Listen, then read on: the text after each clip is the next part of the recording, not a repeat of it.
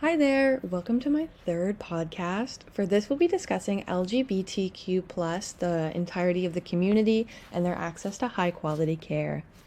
In my first article, it discusses why palliative care needs need to be considered for the LGBTQ community. This article starts out by mentioning that from 2021, 70 countries still have criminalized homosexuality, and 42 countries do not legally recognize the identity of transgender individuals. Even with the countries with the laws in place to protect those who identify within this scope, the European Union reported that 47% of their respondents are still being discriminated against for their identity and sexuality. I feel when reading this, I was not prepared to see the staggering amount of numbers for the countries that are still criminalizing homosexuality and not identifying with the transgender individuals. But I was also shocked to see that almost half of the respondents from the European Union were being discriminated against. I will say I feel very blind to these numbers before reading them, and I am shocked and quite saddened to see them.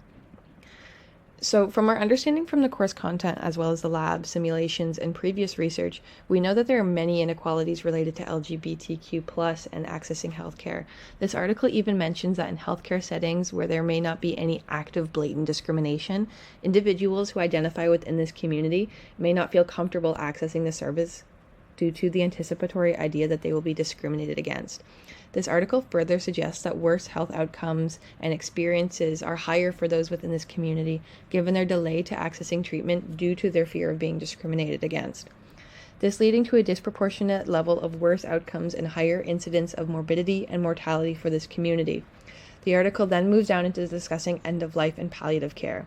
Related to LGBTQ couples, in many of these countries that they're not allowed to even exist, for example, or in countries that are not recognizing them, these couples may not be allowed to be given power of attorney or surrogate for their partner's end-of-life decisions, leading to a lack of individual palliative care for this population. For my second article, it discussed a more broad array of healthcare inequalities or inequities that the LGBTQ population face. These not only include heteronormative assumptions, but additionally forms of microdiscrimination, victimization, blatant discrimination, and stigma pertaining to their gender identity and or sexual orientation. Additionally, the article mentions the intersectionality of these identities with other compounding factors such as income, disability, location, immigration status.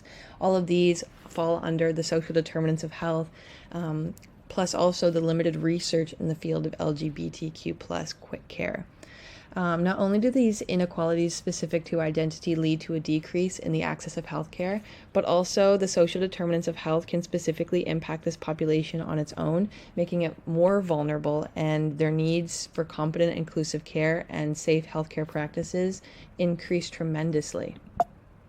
These articles and inquiring into why many LGBTQ people are resistant to seek healthcare, I am looking through a post-structural perspective as well as the feminist lens.